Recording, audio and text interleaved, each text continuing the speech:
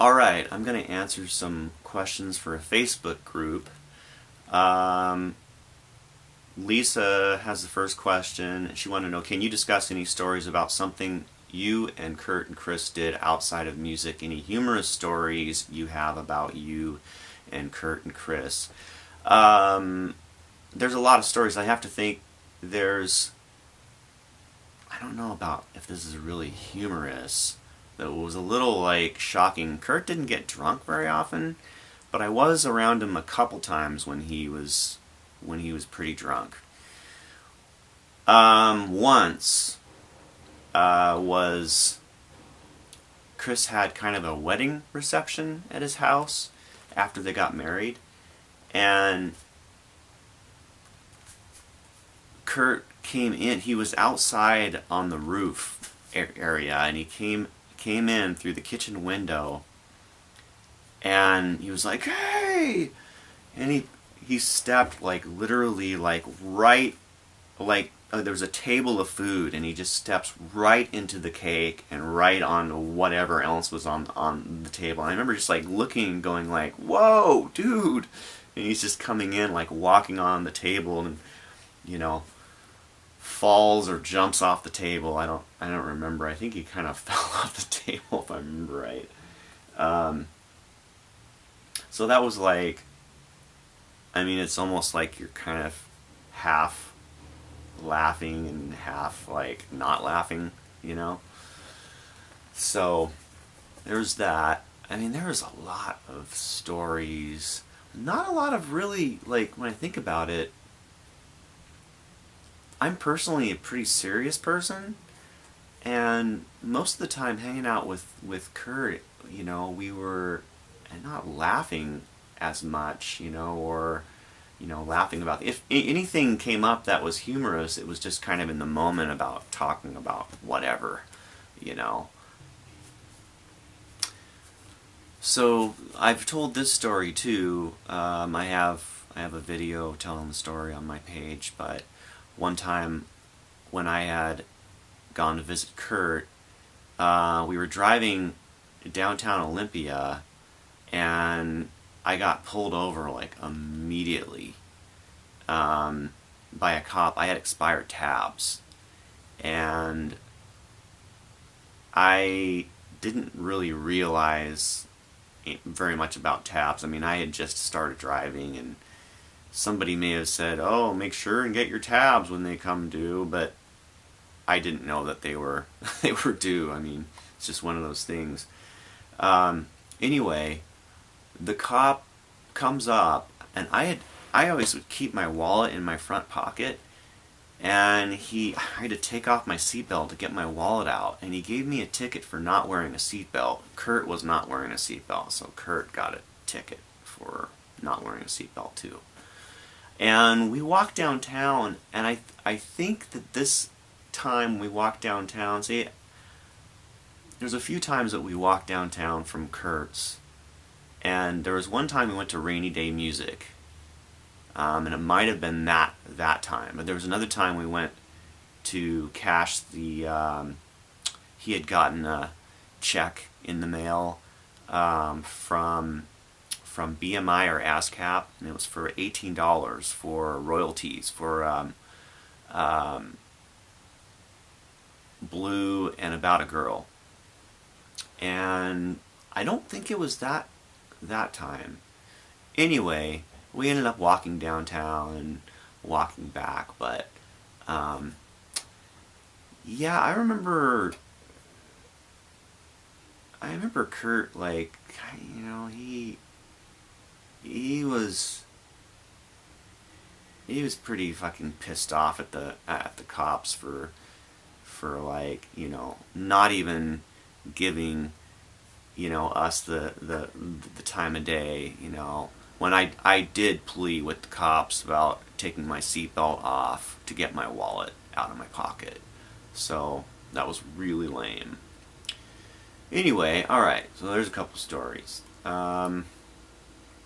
So yeah, humorous, I'd have to really think about it. I mean, there's humorous moments, but it's not like we were like sitting rolling laughing.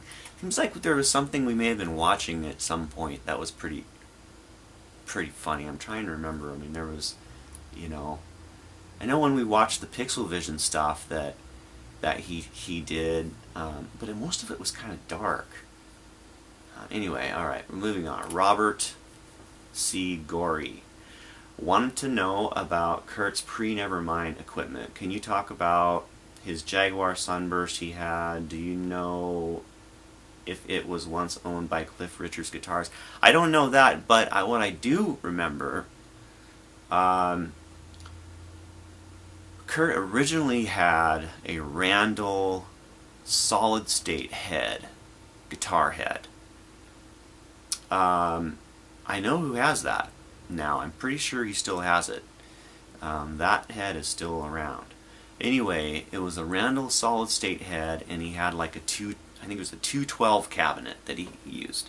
And at that time, he was playing the Sunburst High Flyer, Univox High Flyer. He had bought in a pawn shop at some point. And that's the one that he destroyed. It was at a party in Evergreen, and I was there. And there's another story for you. So it was on, I think that was a Halloween show. Kurt destroyed the High Flyer, and I remember like just being like, whoa, a lot of us, like, it was like dangerous, I mean, you had to get out of the way because, I mean, this is a dorm, and Kurt's like destroying his guitar, I mean, it was like a one-bedroom dorm or something, so it wasn't like really, it was big enough you could fit like 50 people in there or something, maybe a few more than that, and the band. So anyway, he destroys his guitar, and it's just sitting there, and I remember like walking up, and I was like, why did you just, why, I mean, the obvious question, why did you destroy your guitar? And he said, I really only want the pickups, and that was kind of humorous how he said it, he kind of like, I think he kind of wanted me to laugh, I think he was serious. I guess he kept the pickups. I don't know. So there's that. Also early gear, I don't know what pedals that he used back then. I've heard different things. I thought that he used an MXR, and I think at one point he did. That's what I had heard, but now I've heard that maybe not. So I don't know. So maybe a DOD, or yeah, Boss, maybe like a Boss, the Boss distortion or something. Okay. Oh yeah, he also used a Sun Beta lead at one point, and I think he got 2 of them, and you can hook those up together, so you run 2 Beta leads together. Beta leads rock. Sun, S-U-N-N, fucking rock. Good amp. Okay, Tom Kingswood wanted to know about initial record expectations of Nevermind. Did you and the band discuss how many records were first going to be pressed? Not really. What I do remember is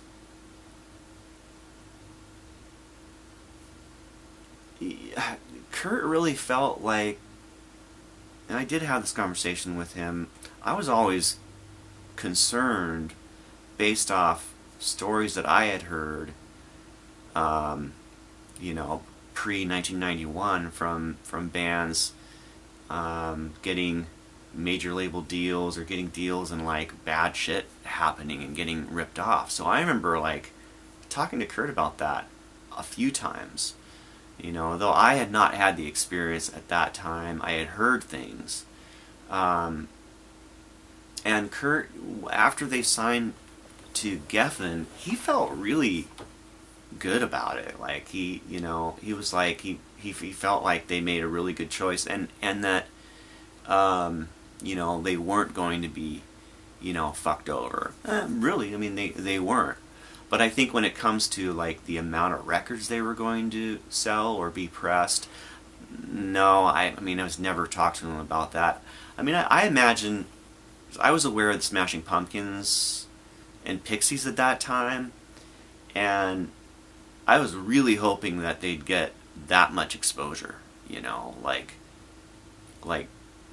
as many people that knew the Pixies would know about Nirvana. That was always kind of my thing. There were other bands like Mudhoney or something, you know, like bands that you know, band or Soundgarden, perfect example. Bands that were doing really well, in a sense, but I always felt like I hope that Nirvana goes over that well, you know, because people should be listening to Nirvana too. There's just no doubt about it. So, yeah. Let's see. I remember very specifically the night of the Paramount show. I was talking to Chris before the show, and he told me that the record went gold, and he was absolutely blown away. So the fact that Nevermind went gold, and that was pretty quick, you know, was like mind-blowing to those guys. Let's see. Anna wanted to find out if Kurt talked about the 8 days he spent in jail, 1986. No, he did not. I'm sure glad he took care of that so he didn't get arrested when I got stopped and, you know, his IED got checked. That would have fucking sucked. Okay, combination question. Dave commented that it seemed like Kurt took a long time in between songs to get his guitar in tune. I wanted to talk about Chris spoke to the audience more in between songs. Kurt, was that scripted on purpose or no?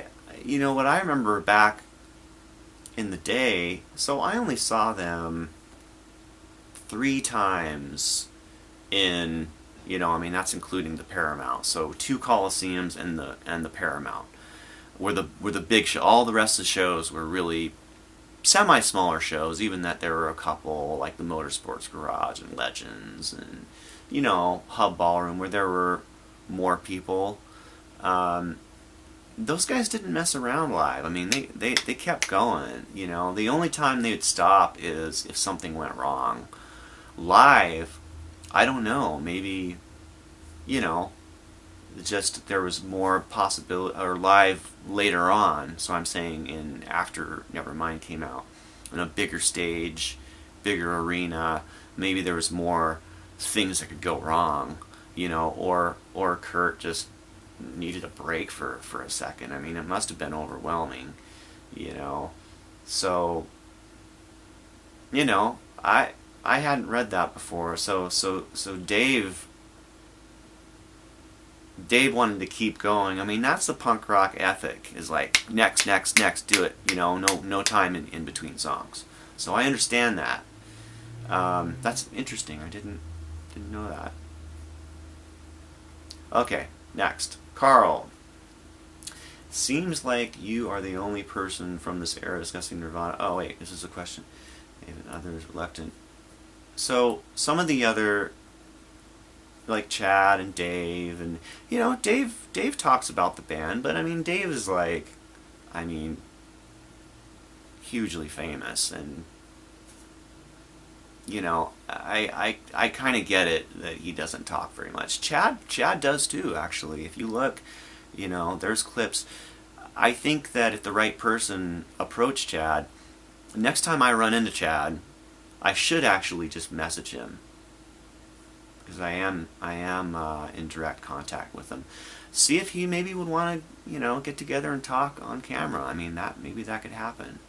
But like people like Tracy is just not, you know, she's just not into it. I think in the right situation, maybe, you know, again, it's just like, I think is the Ryan you're talking about, Aguilar or whatever. He's the.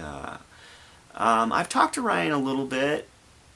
You know, I don't think he's reluctant. You know, I think the whole thing is the questions are important. Like speculating, I'm not going to speculate on stuff. You know, that's one thing I don't like about the you know, the channels that tell these Nirvana stories where they're partially speculating. You know, I mean it's they try to find as much fact as possible, and then they speculate like they're writing the rest of the story.